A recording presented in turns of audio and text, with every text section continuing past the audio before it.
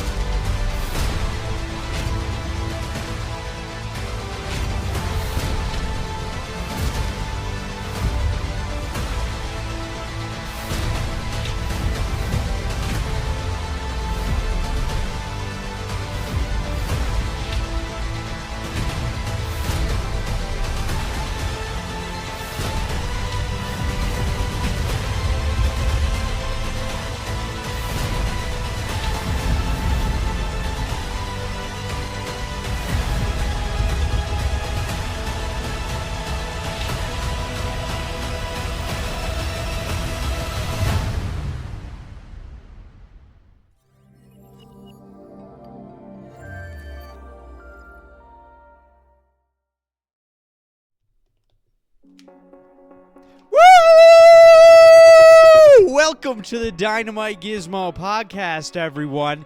Episode 241. I just realized I had this turned down too far, but we're not re-recording this. We ain't re-recording this because I've already re-recorded it twice already.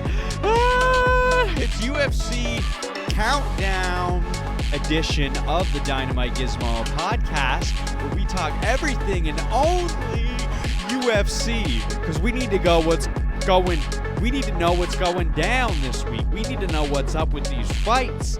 We need to know what's up with these fighters. They got too much shit going on lately. Too much fuzz, too much fazz, too much pizzazz. You know how it's shaz.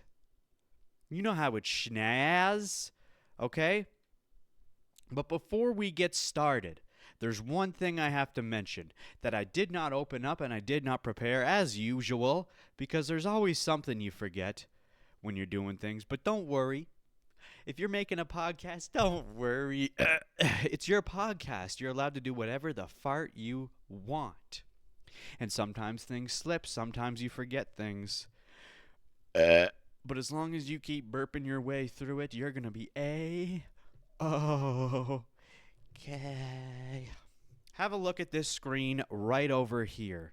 Let me just pop this boopski over. There it is. Do you see this screen? Let me get myself in the corner here. Yeah, hi, I'm in the corner. This is a UFC fight prediction sheet. I create these every main numbered event. All right? It's got the early prelims, the prelims, and the main card on here. And if we take a quick zoom in here, we'll just use these guys. We'll use Santos and Marshall as an example. All right, look at what we got. We got the rank, we got their flag, we got the country of origin, we got their fight record, we got their nickname, a picture of the fighters, their betting odds, their names, the bout, the number in which the fight was played out. You can download and print off these sheets to use for a fight night that you have at your place. If you want to invite people over and have fun throughout the night voting on betting on fights, fucking go to the description, download this shit, print it off. Print off as many copies as you want. You put your name at the bottom. At the end of the night, you write what you got out of 12. I don't care how you use the sheet, but I designed this in a way that even if you don't understand UFC or know what's going on, at least you have something to go off of. You check off vote, you check off win. If it's a draw, you check that off. Bada boom, bada bing, you're golden. There's plenty of fight prediction sheets out there on the internet, but nothing is as complex and easy to use as this. And even though I said it is in the description and ready to download, the actual sheet will not be available until this Friday, March 7th, I believe. Yeah, the 7th. The reason why I wait until the 7th for it to be available is because of the fact that betting odds change, the order in which fights happen change. Sometimes fighters, leave, fights get canceled. Things always tend to change, even right up to the last second. We saw one of the fights that it was a few months ago where Dan Ige had to step in on a 4 hours notice. That one I couldn't change because it was too quick. Although I even think I did change it, but I try to leave it until at least Friday just to make sure that everything's good, and then I make it available. And if things do change after that point of me posting it, then I will make some updates, or I won't. But at least it'll be as close to the event as possible. Okay, fight week, baby. I love the fight week leading up to the event, dude. It's my favorite week because the whole time you're spending Monday to Friday watching what's going on.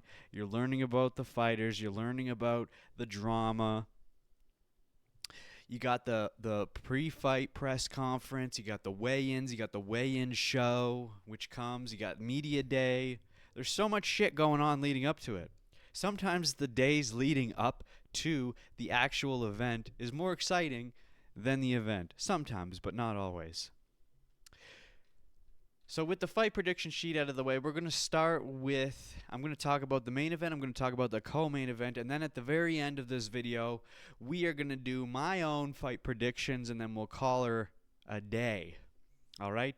So obviously for the main event, we've got, let's go back to the fight prediction sheet. We have Alex Pereira versus Ankalaev. Magomed Ankalaev, these two bad boys here, okay? So Magomed Ankalaev, for those who don't know, his record is 20-1 and 1 draw. 20 wins, 1 loss, 1 draw. He's had 12 fights in the UFC, and his only loss was to Paul Craig, believe it or not. And I believe it was a middleweight fight.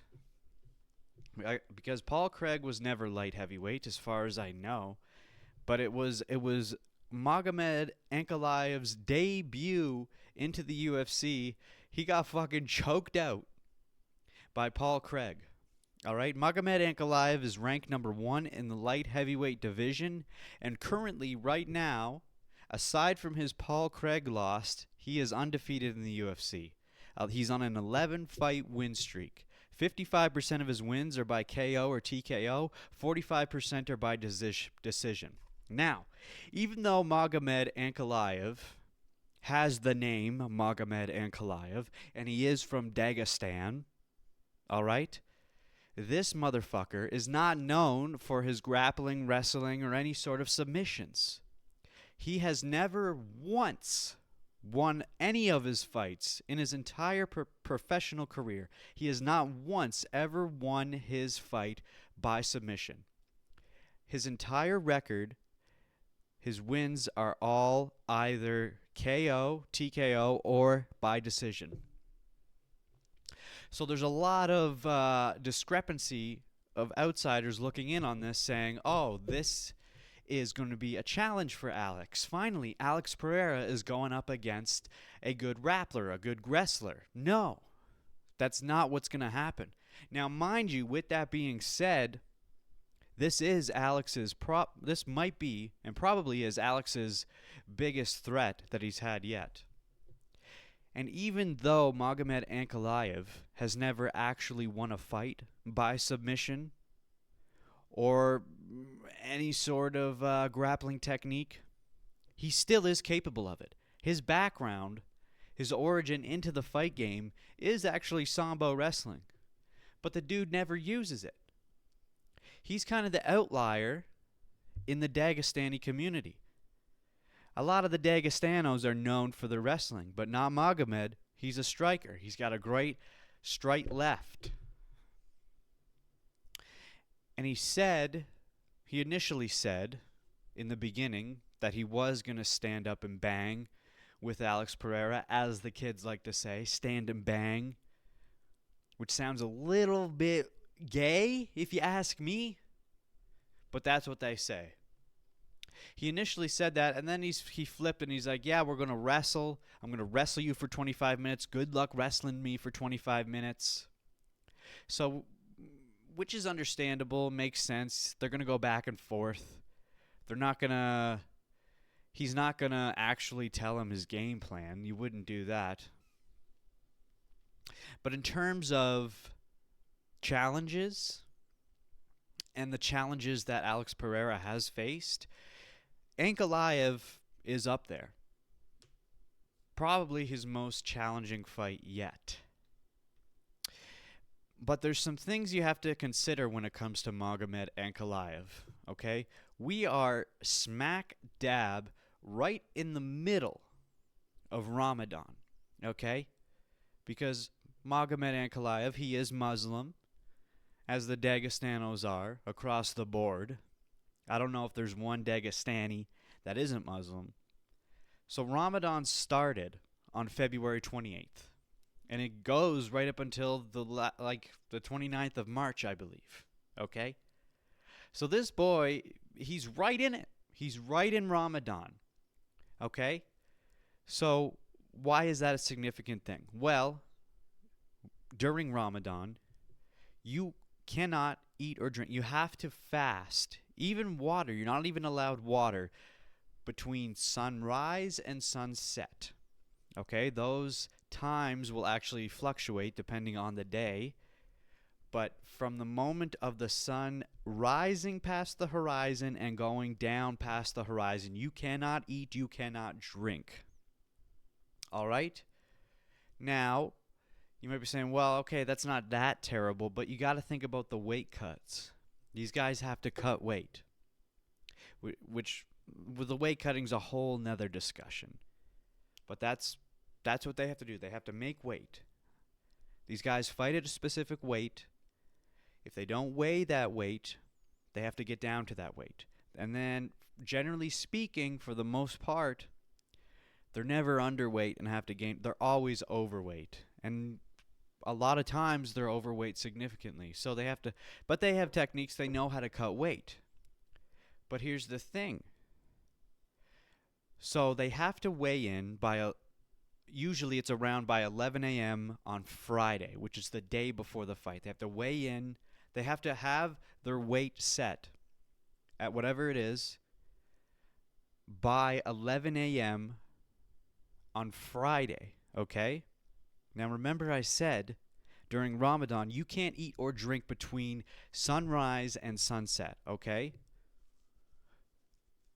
So when these guys do these weight cuts, they're already not eating or drinking because they're dehydrating themselves so that they can make weight. But here's the thing. Once they do make weight at 11 a.m., they immediately start rehydrating with water and replenishing their system with food immediately. Because within 24 hours, sometimes more, sometimes less, depending on how things work out, they have to, they have to replenish their fucking fluid. They have to replenish their body to go. They're going to go fight. So after Ankalaev gets his weight, once he finalizes his weigh-in at 11 a.m. on Friday, he's not going to be allowed to eat or drink still because of Ramadan until at least like 5:30, 6 p.m. At least at the earliest.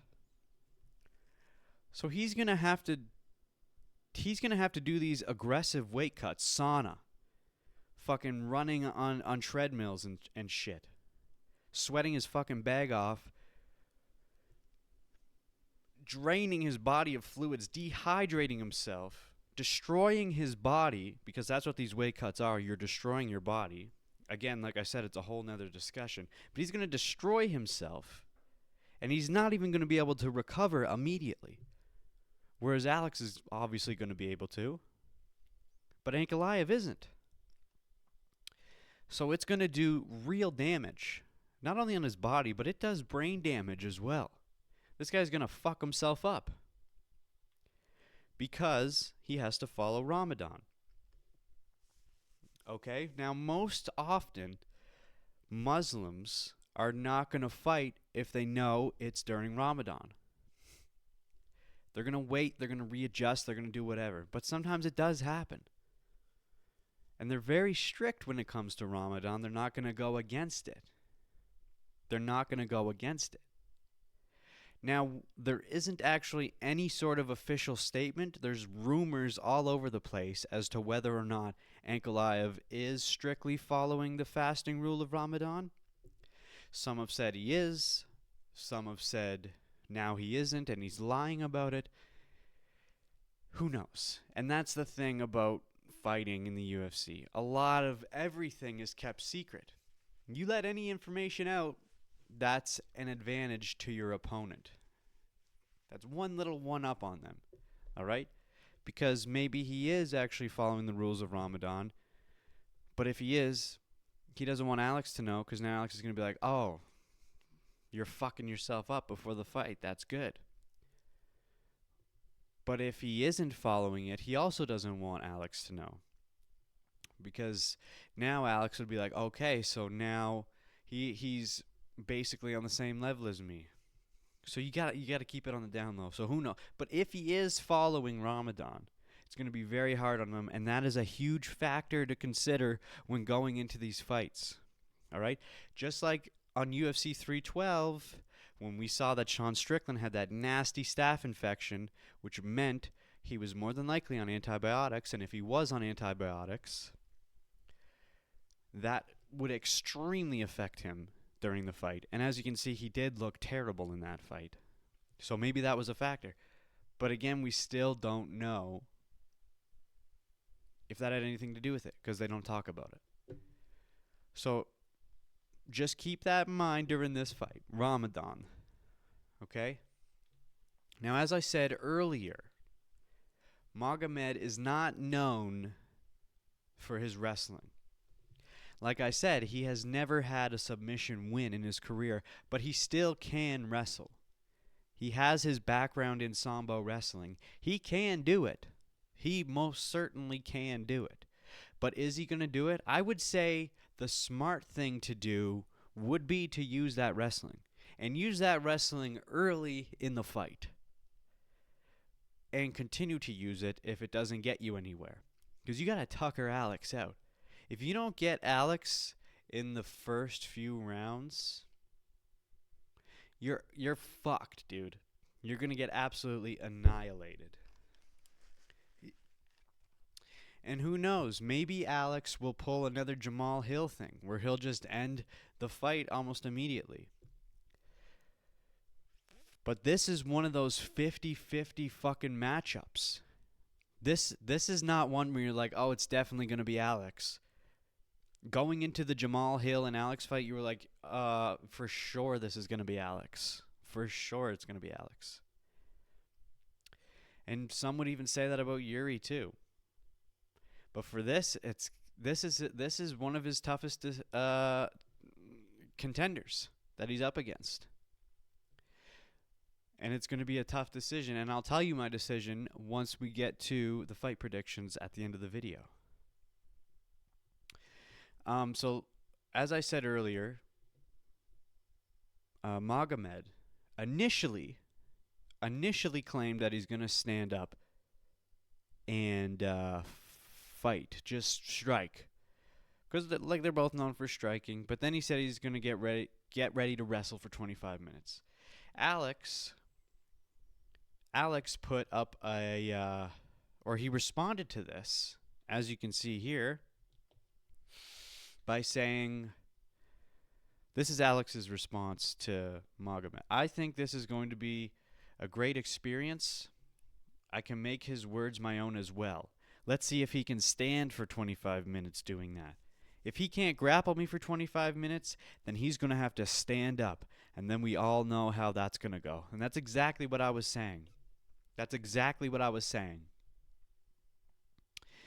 So yes, if Magomed can get him on the ground and make him wrestle for 25 minutes, it's going to be very tough for Alex. And it might even end for Alex. But if they don't get that wrestling down and they just strike, I think Alex is going to take it for sure. But we won't get to my official decision until the end of the video, where we move on. I should have had a ticker going. 1943. How do I do this? Whatever. I'm talking to myself. Yeah, we don't need to get into the specifics. Alex Pereira, for those who don't know, is his professional fight record is 12 wins, 2 losses, and 0 draws. He has 9 fights in the UFC, has only lost to Israel Adesanya once after defeating him. He is a champion in the light heavy. That doesn't seem right to me. What's going on here? Is his record actually 12-2? It is 12-2. His only loss in the UFC is to Israel Adesanya. That's what it is. He has had a loss before in Glory Kickboxing, but his only loss in the UFC is to Israel Adesanya after beating him once. Obviously, he's the champion in the light heavyweight division. He was the champion in middleweight, lost it to Izzy, moved up to light heavyweight, and has held that title ever since. He is on a 5-fight win streak. 3 of those fights were in 2023.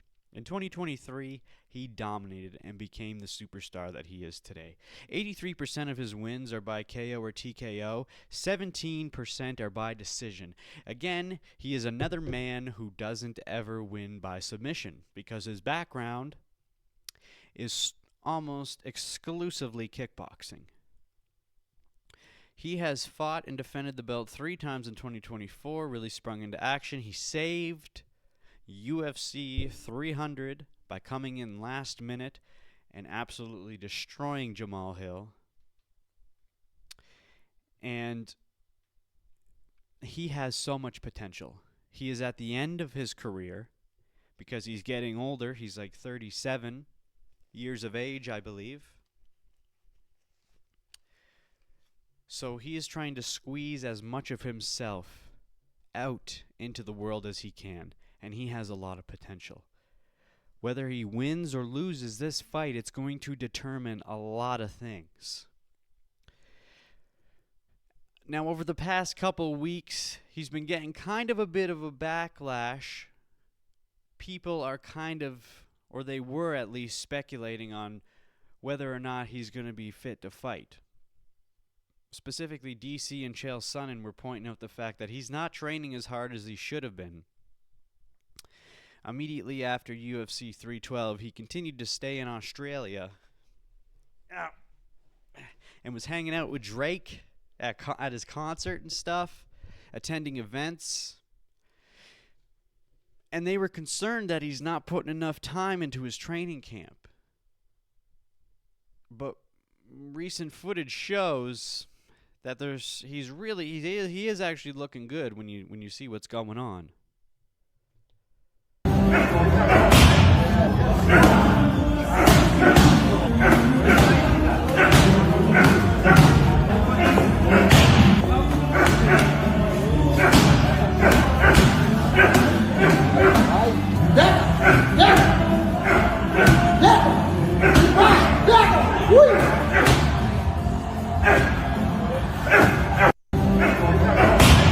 See? Not bad. And that's very recent footage. Testicle. I'm just testing levels here. Yeah, we're good. So I wouldn't really worry about that. We just had to touch on that for a second. When it comes to Alex's kickboxing, the guy was unbelievable. In Glory Kickboxing, he is, well, between Glory and his other promotions that he was in, his record is 33 wins, 7 losses, okay? In UFC, it's 12 wins and 2 losses. So he reigned superior in Glory Kickboxing. And while he was in Glory Kickboxing, he did fight Israel Adesanya twice and won both times. All right? Now, do I have a clip of it here? What is this? This is not a clip of him in Glory Kickboxing, but this is a clip of him winning against Israel Adesanya when he was in the UFC. Vou falar uma coisa com você. Só tiene 5 minutos. Só tem 5 minutos para você ser campeão mundial, Patão. 5 minutos, Patão. Chega. Chega. Tem que chegar. Tem que chegar. Tem que pegar. Tem que nocautear. Ele é o campeão. Tem que nocautear. Vambora. Estamos atrás. Necessitamos enterrar o grande. Vamos continuar Fica com a defesa. na distância. Nocautei ele no limite. Igual você tá fazendo. Ele tá sentindo, cara. Tem que pegar. Pá. Só tiene este round. Tiene que poner presión activo con la defensa. Combina, papi. Dame 2 y 3 golpes. Con la defensa se va. Con la defensa se va. Él no aguanta. Tiene que poner. Vai ser campeão do mundo. Vai ser campeão do mundo. Vambora. Este round es tuyo. Busca lá dentro. Busca lá dentro.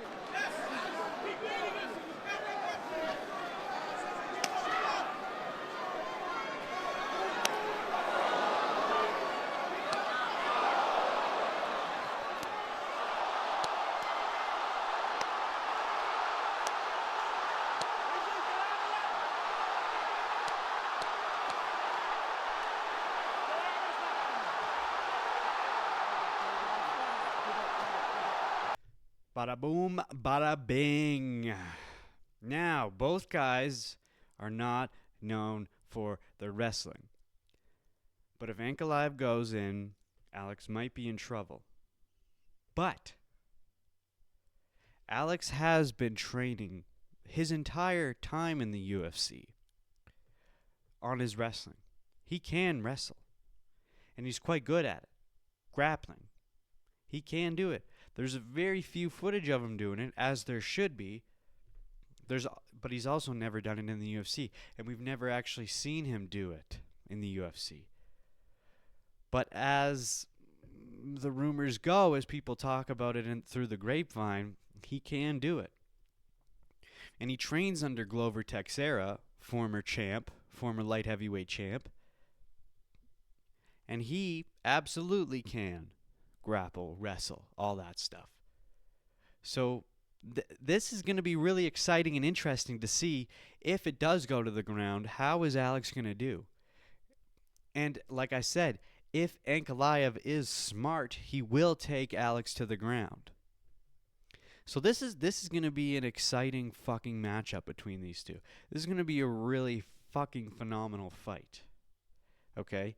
And I also need to mention that when Alex Pereira was in Glory Kickboxing, he was Glory's first ever 2-division double champ.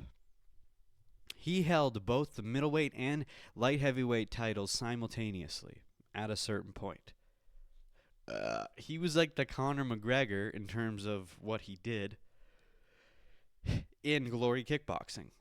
Okay? Obviously he didn't act like Conor McGregor, but he held 2 belts simultaneously. And what else is crazy about Alex is that it was only 3.5 years ago that he debuted into the UFC. And look at the amount of shit that he has accomplished already. And before I talk about what I think should be next for Alex Pereira, let's just take a look at his debut fight into the UFC. Only 3.5 years ago. On his left cheek. And we'll see if the production truck can isolate that. But it's a nasty welt on his left cheek. And John, honestly, that's what I was speaking to with all the clinch and the grab. Oh, my goodness!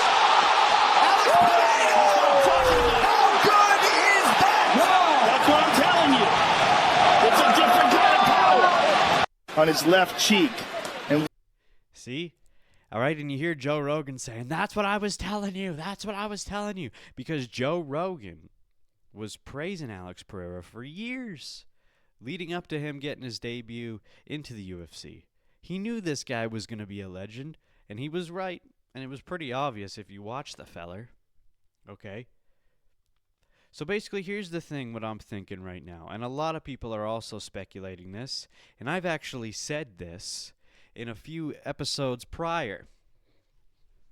But since we're on another Alex fight, I need to talk about it again. So we all know the most anticipated fight of this year, is going to be the Jon Jones-Tom Aspinall fight. Obviously, everybody wants that, and we need that. We need to solidify the heavyweight title. The torch needs to be passed. And it needs to be passed from Jon Jones to Tom Aspinall. If Jon Jones just retires and then Tom has to fight someone to unify the belt, it's not going to have the same effect as it would if he were to fight Jon Jones. Now, we all saw that Tom Aspinall did put out his video yesterday explaining that it doesn't have to be Jon Jones. He doesn't give a fuck. He just wants to fight for the undisputed heavyweight title. And yes, of course, absolutely. He needs to fight. It's been over a year now since Tom Aspinall has defended the interim heavyweight title, which he shouldn't have had to do to begin with. But because it's Jon Jones and because of the situation, they can get away with waiting. So I think since Jon Jones is being such a little ducking-ass bitch, I think if Alex Pereira wins this fight against Ankalaev, Alex Pereira should move up to heavyweight because he has no one really left to fight anyway at light heavyweight. But Alex Pereira should move up to light heavyweight, okay? Alex Pereira is already a massive star as is. Some would even argue that he would probably be more of a bigger star than Jon Jones right now. Yes, Jon Jones has accomplished more in the UFC, but Alex Pereira is a bigger name. He is currently very, very, very active, and he's dominating like crazy. And we know how tough he is, and we know how big he is. So if we move Alex up to heavyweight to fight Aspinall for the undisputed heavyweight title, fuck Jon Jones. Jon Jones should not even get Alex. I know he wants to, but don't give Jon Jones Alex. Give Tom Aspinall Alex. That would be even a bigger fight than Jon Jones. Strip Jon. Let Alex fight Aspinall. If Aspinall wins against Alex, okay, now Jon Jones has nothing he can say. There's no point in putting Jon Jones against Alex at this point because Tom Aspinall just defeated him. So that would signify that, okay, Jon, you have no choice but to go against Tom. Now, if Alex Pereira wins against Tom Aspinall, it's still just as fucking hyped, if not more. Because then that will mean that Alex Pereira would be the first ever triple champ in the UFC. Okay? And then we can do Jon versus Alex if we need to at that point. Okay? It's a win-win-win, dude. Well, I guess one option Jon would lose, but it's okay because he's fucking being a little duck right now.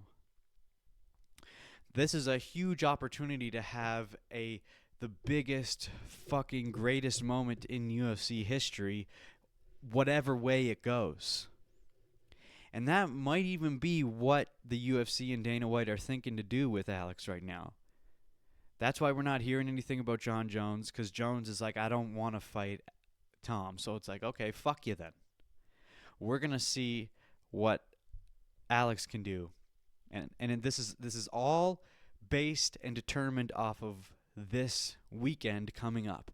If Alex wins this weekend, there is so much potential for some massive fucking news coming. But if Alex loses this weekend, everything is fucked.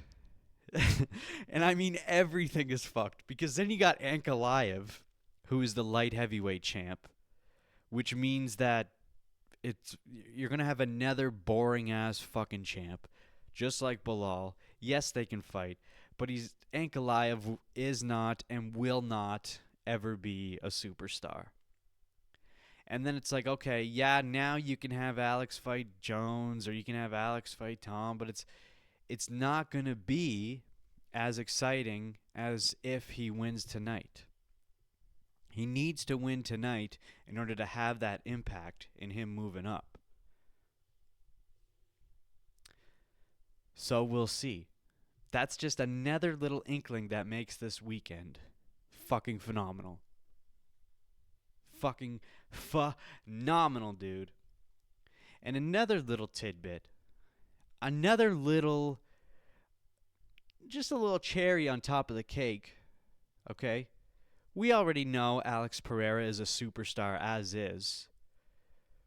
We already know he's rising up as one of the greatest. But specifically aura-wise, he has so much aura. He's just he's got that aura. He's a character. And he doesn't speak English. That's what makes this crazy, is he's such an icon, but he doesn't speak English. Most, if not everyone who becomes some sort of superstar has to at least speak some English. He doesn't speak a lick of it. But there has been a video that's been going around of him with Kamaru Usman, and he's speaking English. It's the first time we've ever heard this. There's been AI videos of it, but this time he's actually saying he's speaking English, which means we may get to a point where he can actually communicate in English, it's so crazy because he's never spoken English ever this whole time. And now we're seeing it. Check this out. So you understand a little bit? You speak slow, I understand. You speak fast, for me it's difficult. Like this, don't ever let them know you speak English like this. You see? Well, you see this shit? Okay? And I know that's him just going like, you speak slow, I understand. You speak fast, I no understand. Okay? Which is nothing. That's barely anything. But that is more than he has ever said in English. Aside from DC telling him to tell Ankalaev to stop ducking him or whatever. But that's crazy. And I think his children speak English. So maybe that's why he's starting to learn. I might be wrong about that, but the fact that he was able to say that, and the fact that he is at least communicating that I understand English if you speak slow, is awesome. Because if we can get Alex Pereira moving up to heavyweight and he speaks English, now we're talking, dude. He doesn't even have to speak English and shit's fucking on fire. But if he can do all this and speak English, oh, dude, we're in for some crazy, crazy shit. Now, while I was doing research for this video, I noticed that there were 8 other fucking Alex Pereiras. There are 8 other Alex Pereiras, like, as fighters, as professional fighters in the world. Check this shit out. We've got, what do we got here? We've got Alex Poatan Pereira. So that's our guy there. Alex Poatan Pereira, that's UFC. Then we've got this Alex Pereira. Then we've got Alex Gigante Pereira, Alexander Pereira, Alexandre Pereira, Alex Pereira, Alex Pereira, Jose Alex Catina Pereira. There's so many. There's so many Alex Pereiras. You would think there'd be multiple Pereiras, but I didn't think there'd be this many Alex Pereiras, let alone this many Alex Pereiras who are fighters. I just thought that was interesting. There's a whole fucking schwack of them kunking around. All right, we move on, as MMA Guru would say. We move on to the co-main event. This is the other most exciting fight of the night. Now, obviously, we don't get the real juicy excitement. The stuff that we've all been waiting for forever, which was going to be Justin Gaethje versus Dan Hooker. It is very disappointing that we don't get to see these two fight, because my God, that would be if you're ever guaranteed to have an unbelievable match, an unbelievably exciting absolute fucking banger of a competition between two guys in the UFC, it would be Justin Gaethje versus Dan Hooker. If there was one fight you would absolutely not want to miss, it would have been that one. But now we don't get it. So now we get Justin Gaethje versus Rafael Fiziev, which is fine. These guys are a great matchup. They've fought before. And to be honest, the first time they fought, it was actually really fucking exciting. And I highly recommend you go check it out before this weekend. It is available on UFC's YouTube page. They just uploaded it recently. Definitely worth checking out. So let's go through this matchup here. Rafael Fiziev. He is 12-3-0.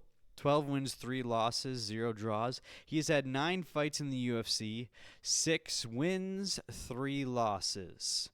One of those 3 losses was to Justin Gaethje.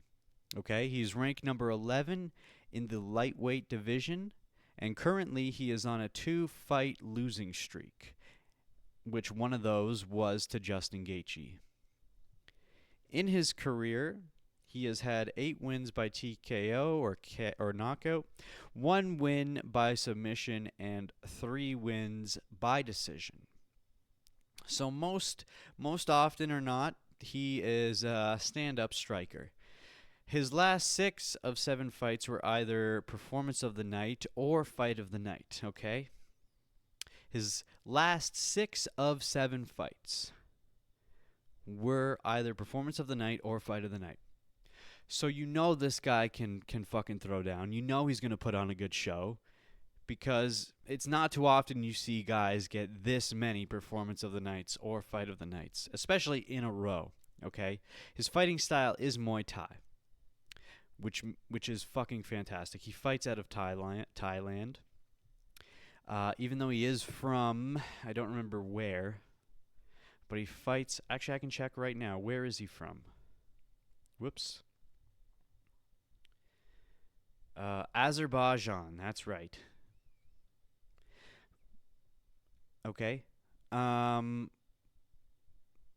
think I have a clip. I do have a clip. Or I have a clip of something. What do I got here to show? Oh, no.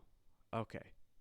So this is a clip of Rafael on the Ariel Helwani show, which is on YouTube. Also recommend, when you're doing all this fucking hype, when you're hyping yourself up for the weekend, throw Ariel Helwani in the mix. He does a show every day of the week, and he interviews fighters. He gives you the news as it comes immediately. But he interviewed Rafael Fiziev and just got his thoughts on the situation. And this guy is really grateful for this opportunity, and he's grateful that Justin Gaethje allowed him to have this second chance. And he even said himself, when Ariel asked, "Do you think you actually won?" Because Ariel thought that Rafael actually won the first fight. And a lot of people do. But Rafael himself said, "No, I think Justin Gaethje did take that fight." But here he is here just saying how grateful he is. Look, this is stars of the stars in this game. Yes. And fight with these guys for me is like I wanna go and shake the hands of Justin, to saying like, bro, you give me this chance again, man. Oh, I'm not deserving, and you give me this chance. Yeah, I know the situation. You have a full camp. You wanna fight. You don't wanna pull out from this card. And but still, for me, it's like I want to shake his hand and I think, bro, you give me this chance again, man. Wow, thank you so much. Look, So he's, you don't see this often enough. Very respectful, very grateful, and very appreciative. A lot of times you have guys who are just pissed off and they just want to go in there and fight. And that's, it's expected. The guys are fighting each other. But this is a nice look for Rafael. And it's good to see this every once in a while. But other than that, there's not a whole lot I have to say about Rafael other than I guarantee this is going to be either this matchup between Justin Gaethje and Rafael is going to be performance of the night or fight of the night. I can't imagine it not being that way because, well, we're going to talk about Justin Gaethje right now. Justin Gaethje is 25-5-0. 25 wins, 5 losses, 0 draws. He has had 13 fights in the UFC, 8 wins, 5 losses. He is ranked number 3 in the lightweight division, and currently he is on a 1-fight losing streak. And that was from UFC 300 last year in April. If you haven't seen that knockout, it is one of, if not the greatest knockout in UFC history. I don't know if I could say it's the greatest, but I would for sure put it in the top 3. Okay? Not only was it on the UFC 300 card, but there was 1 second left in the final round after Max Holloway pointed to the ground and said, "Let's fucking go. Let's give these people a show." And they went to the center of the octagon, and they were just swinging fucking fists like crazy. Bop, bop, bop, bop. Max Holloway already winning the fight. If it went to decision, he would have won. But he told them to go to the middle of the octagon, and they just swung at each other like crazy. 1 second left in the final round. Max Holloway swings, connects, knocks out Justin Gaethje cold, flatlines him. He falls face first onto the octagon. Buzzer rings. Fight's over. Unbelievable fucking knockout performance. And Justin Gaethje has not ever been knocked out like that. Ever.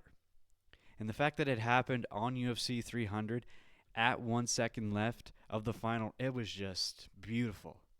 And I'm so glad I got to witness that live. So that is the last time Justin Gaethje has fought. So that's something to consider as well going into this. But mind you, he did win the first time against Rafael, but it was a close match. Okay? Now Justin Gaethje has 19 wins by KO, 2 wins by submission, and 4 wins by decision. Justin Gaethje does have good grappling and good jiu-jitsu, but he never fucking uses it. He never uses it. He loves to just go in and go full violence. And when he was fighting in the World Series of Fighting, he was completely undefeated. He was 10-0. And he has 5 consecutive title defenses in the World Series of Fighting when he was there.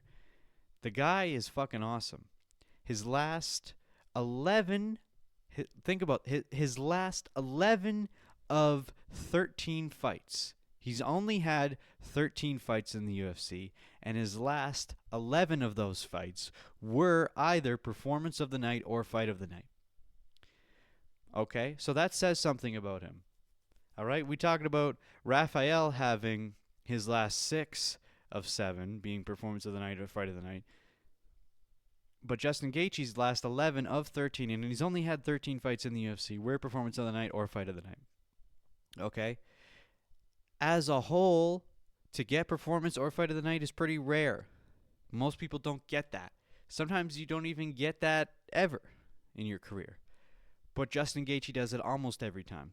And not only that, he was the former BMF title holder, which is the baddest motherfucker, which he just lost at UFC 300. And he was also the former interim champ. Okay? The guy's no slouch. Okay? But he is getting older. And he is starting to get rocked. So this is another one where it's like, some people are actually voting against Gaethje, which is like pretty rare. Usually when Gaethje goes into a fight, you're going to vote for him. He beat Dustin Poirier, for Christ's sakes. But if he wins this fight, this might get him possibly closer to a title match. But it's hard to say specifically because of how fucking stacked the lightweight division is right now, and the fact that Ilya just came in, and we still need Oliveira to go in again and try to get his title. But anyway, speaking of Oliveira, there's a huge chunk of history that we need to touch on about Justin Gaethje. Because even though I just went over his massive specs, there's something else that we need to talk about, and it's an important factor to consider whenever Justin Gaethje fights. Or Oliveira. Okay? When Oliveira fights again, we might talk about this again, but Justin Gaethje's fighting right now, so we need to talk about this, okay? So let's go back a bit. In May of 2020, Khabib Nurmagomedov was the lightweight champion. He held the belt. But it was 2020, and there were COVID restrictions, which meant Khabib Nurmagomedov could not leave Russia due to those restrictions. He was not allowed to leave. All right? So because of that, they had to put the belt up. They had to strip Khabib of the belt because he couldn't defend it. So he had to vacate the belt, and they put it up for an interim title. Okay? Which then Justin Gaethje fought Tony Ferguson for, and he won, making Justin Gaethje the interim champ. Once the COVID restrictions loosened, Khabib then came back to America. He fought Justin Gaethje to unify the belt, and Justin Gaethje lost. And as you may or may not remember, that was Khabib's last fight, and he retired immediately after winning that title because, he just lost his father and he didn't want to continue without his father, okay? Which meant the belt was now vacant again. Okay, so that allowed Charles Oliveira to fight Michael Chandler for the vacant title, and Oliveira won. All right? So that meant now Justin Gaethje could have another shot at the title against Oliveira. So Justin Gaethje came in to fight Oliveira, but here's what happened. During the weigh-ins, Charles Oliveira came in 0.5 pounds overweight, which meant they could still fight, but he was no longer allowed to win the title. Okay? So the UFC stripped Oliveira immediately of his title because he did not make weight at the final weigh-ins. So before the fight even started, the UFC stripped Oliveira of the title, and they ruled, they said that you guys are still going to fight. If Oliveira wins, the belt is just going to go back to being a vacant title. But if Gaethje wins, then that means Justin Gaethje will be the lightweight champ. Okay, so they fought, and Oliveira did win, so that meant the UFC lightweight belt went back to being vacant. Okay? And then eventually Islam came in and he took it. All right? So there's been this whole mess of the belt being there, and then it had to be vacated, and then they came into, so between Oliveira and Justin Gaethje, they've had it and they lost it. They had it, they lost it. So it's a crazy. The lightweight is stacked, and it's a mess of all this shit that's going on. But anyway, since then, Justin Gaethje had his first match against Rafael Fiziev and won.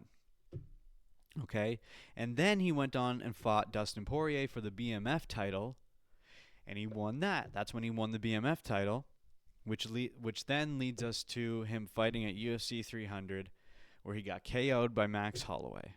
And then since then, he hasn't fought. So now we're caught right up to where we are right now. Crazy. The lightweight division is unbelievably good. So that's really all we have to talk about right now.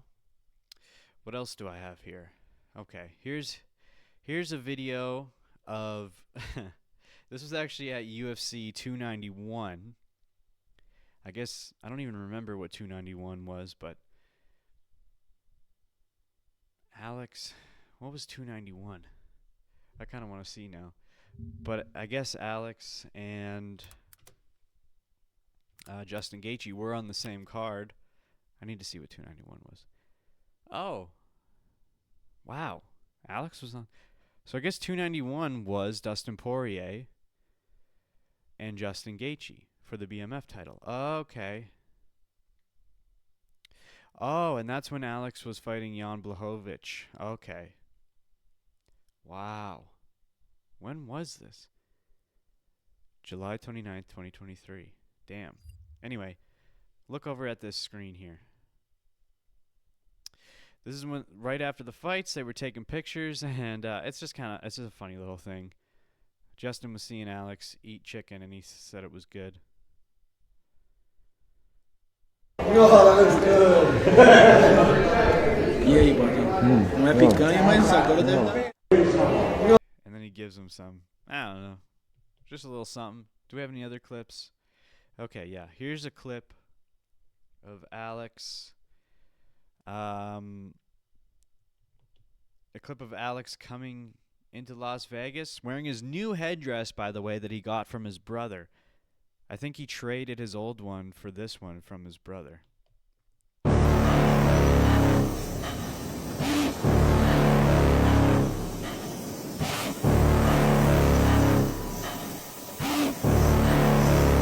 Now, mind you, the headdress is badass, but the leopard print tracksuit, not really badass. It kind of diffuses everything else. My grandmother wears the same thing. I don't know why he chooses to wear that. Oh yeah. Okay. So there's just one other thing I need to mention because we're about to get into the fight predictions. This is a longer episode. It's going to be a bit over an hour. But where is he? Okay. Petrosian? Yeah, okay. So look at the screen here.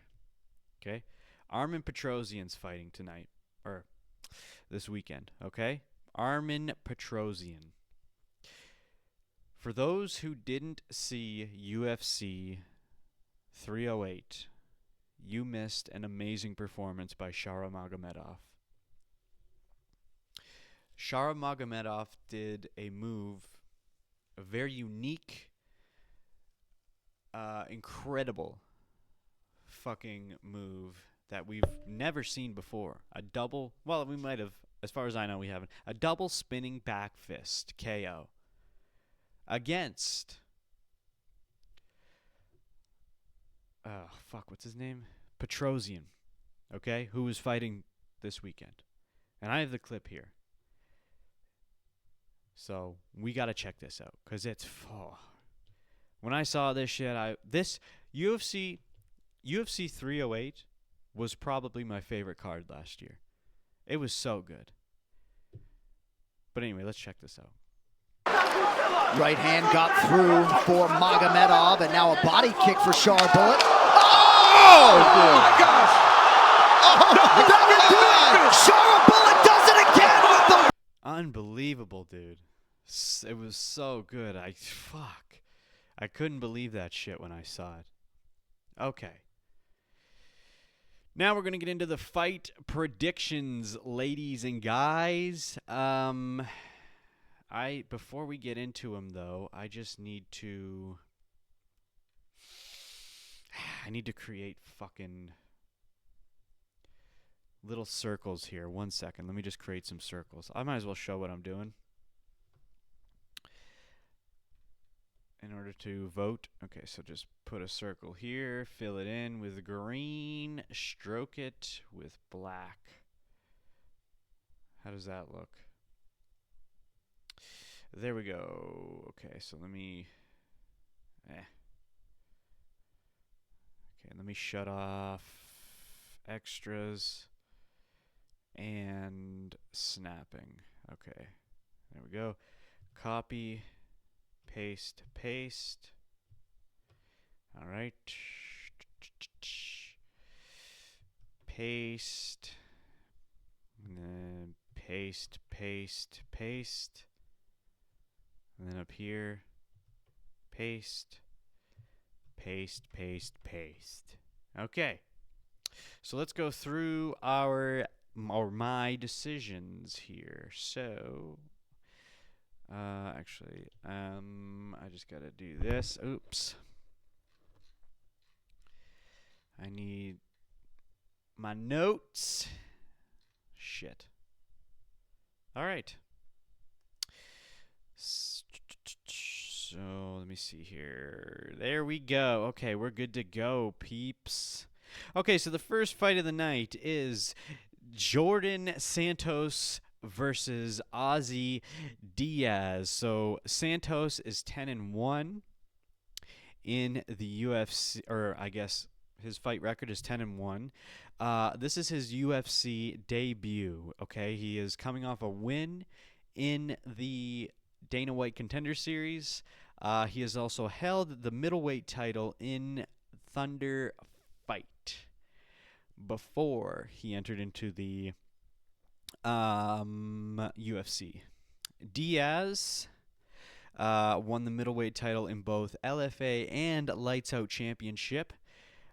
He has had one fight and one loss in the UFC. And for this, I am going for Santos. So fight number 2, we've got Chris Gutierrez versus John Castaneda. Okay, it's the sexy Mexi. Gutierrez won and defended once the SCS title. He also won the WFC title. He has had performance of the night on a fight night in the UFC. And in the UFC, he has had 9 wins and 3 losses. He has won multiple fights in his amateur career, and he also has a win over Frankie Edgar, which is really kind of fascinating. Frankie Edgar was a champion at one point in the UFC. Now, Castaneda has 4 wins and 3 losses in the UFC. He has had the Combat American title, and he's had 2 amateur titles in 2 different weight classes. So based off of what I said there, I'm going to go for Gutierrez. All right. Next up, we have another Santos, Marion Santos versus Francis Marshall. All right. Santos is 14-1. His fight record, he won the Ultimate Fighter, 1 win and only 1 fight in the UFC so far. So he is already debuted, and he's already off to a great start. If you did see this guy in the Ultimate Fighter, you would have seen the potential that he has. This guy is a dominant force, and I think he is going to excel greatly in the UFC. As for Marshall, on the other hand, he has had 2 wins and 2 losses in the UFC. He has also had the BFC amateur title. There's not a whole lot to say about this guy, and because of the fact that I've seen Santos rise up in the ranks and he's doing a great job, I think he's going to take it. We move on to fight number 4. We've got Alex Morano versus Carlos Leal. Alex Morano, okay, he's been around the block. He has a win against Donald Cerrone, and that fight that he did win against Donald Cerrone was performance of the night. He has 13 wins and 8 losses in the UFC. He has won a legacy title. Now, that all may sound good, but you've got guys who don't like him, specifically the MMA Guru, who I just watched very recently, and that's why I bring him up. He has a strong dislike for Morano. Says, well, not a strong dislike. He just says he doesn't put in a lot of effort. We're not seeing much out of him. And when you compare Alex Morano to Carlos Leal has 1 loss and only 1 fight in the UFC. But he was in the PFL prior to this, which is UFC's pretty much only dominant competitor which isn't saying much because they're not much of a competitor. But he was 5-2 in the PFL. He has fought overweight twice. He has won the LFA tournament's final. And he has won and defended once the Sakurai title. Okay, so he's done some shit. He's had some titles. But he's pretty new to the UFC. I have seen Morano here and there. He is an underdog on this fight. And it is a plus 550 underdog, minus 950 favorite for Carlos Leo. So I think I'm going to go for Carlos on this one. Where the fuck did the rest of those go? Are they all down here? Yes, they are. Let me drag these up. Holy shit, how many did I fucking put? Where's the... Are there more here? No!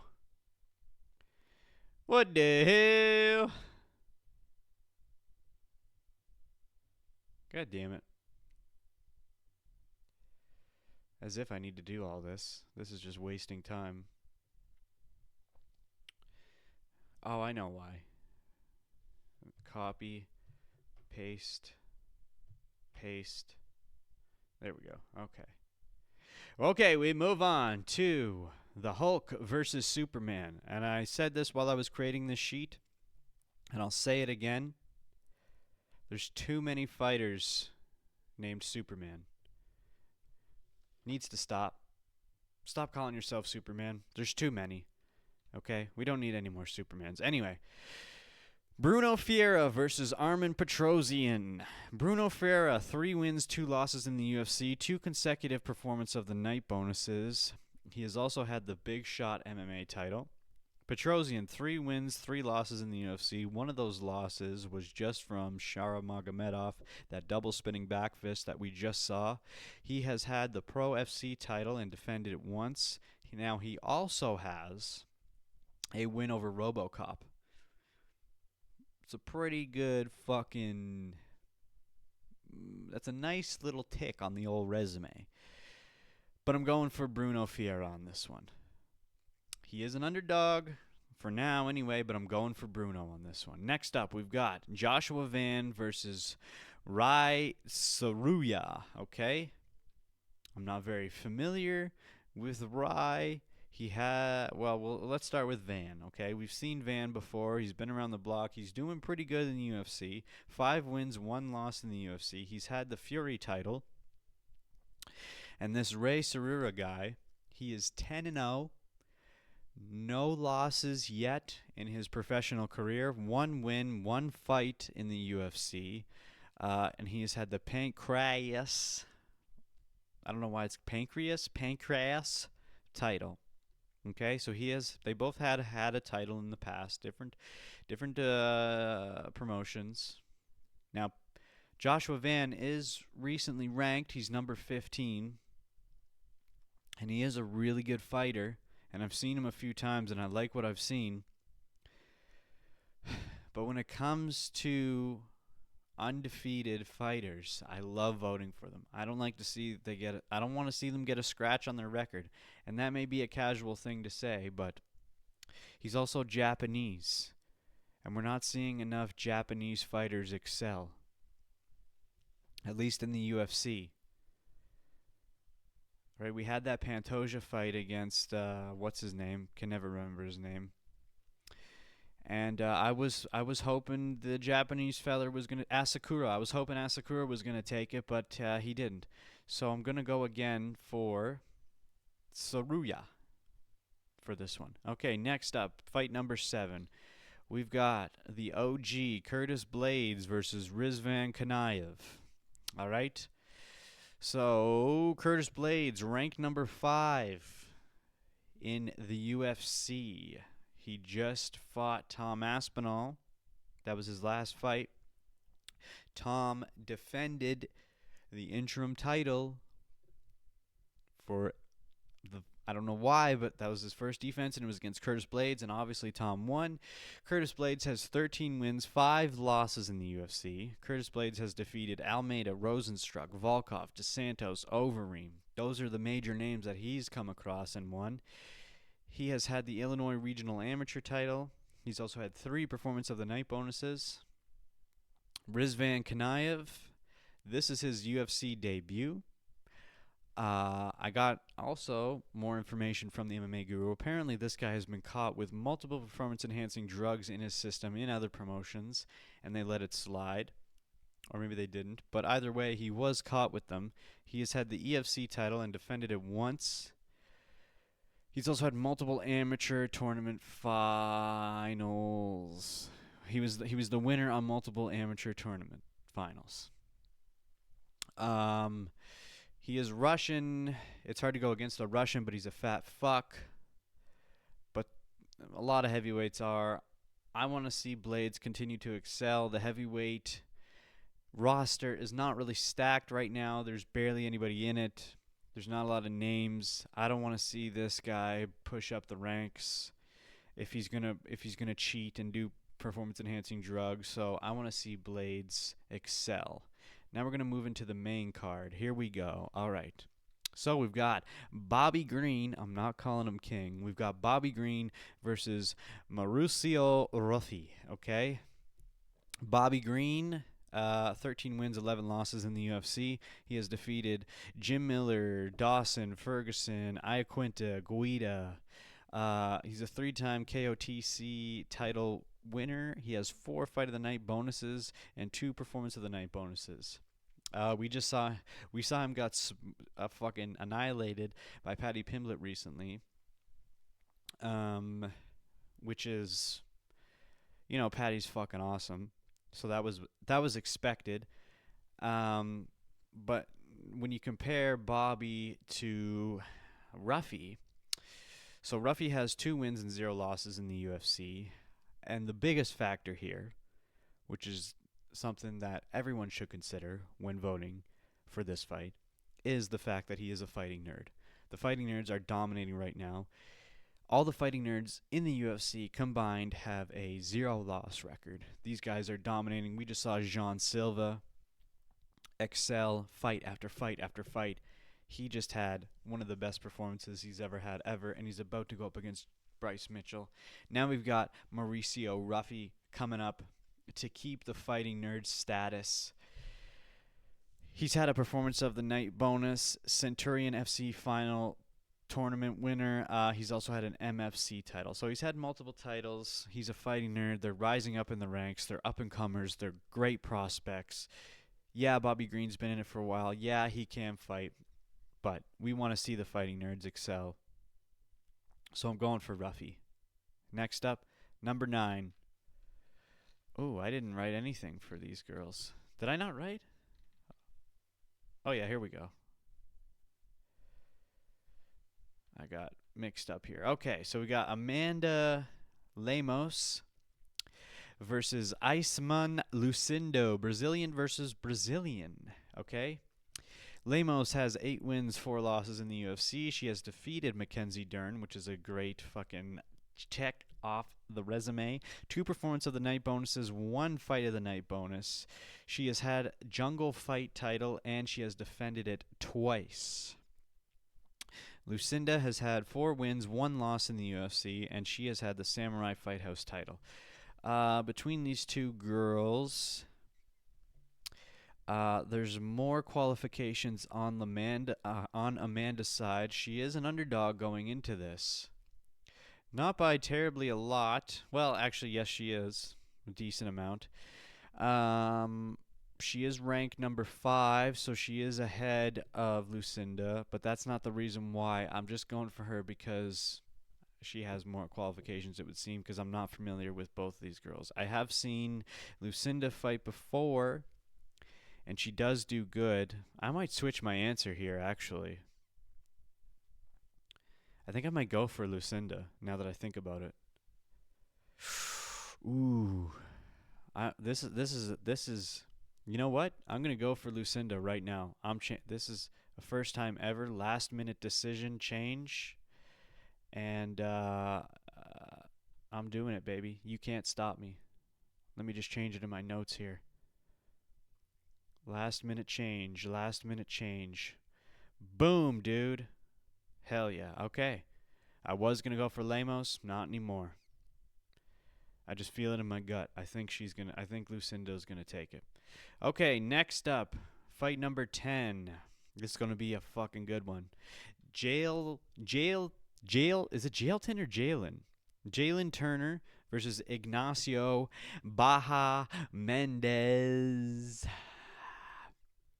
Turner has 7 wins, 5 losses in the UFC. He has defeated Bobby Green, and he's had 2 performance of the night bonuses and 1 CFL title. Baja Mendez, 5 wins, 2 losses in the UFC, 3 performance of the night bonuses. He's had the Lux Fight League title, XFN amateur title. So Jalen has been around. We've seen the Tarantula. The Tarantula is ranked, but Baja Mendez is coming up. He's rising up, and he can fucking bop, dude. I had a video lined up. I lost it, so we're not going to watch it. But I'm just going to go ahead and plug my vote into Baja Mendez right now. I just want to see if we're still recording. Yes, we are. What are we at? Yeah, this is a longer video, but that's okay.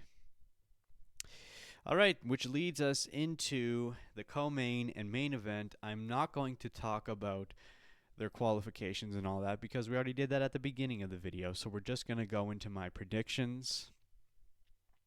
Like I said, a lot of people are kind of going for Fiziev on this one, especially since it was so close the first time. And Justin had that knockout since then, but I am still going to go for Justin Gaethje. I don't want to see him lose.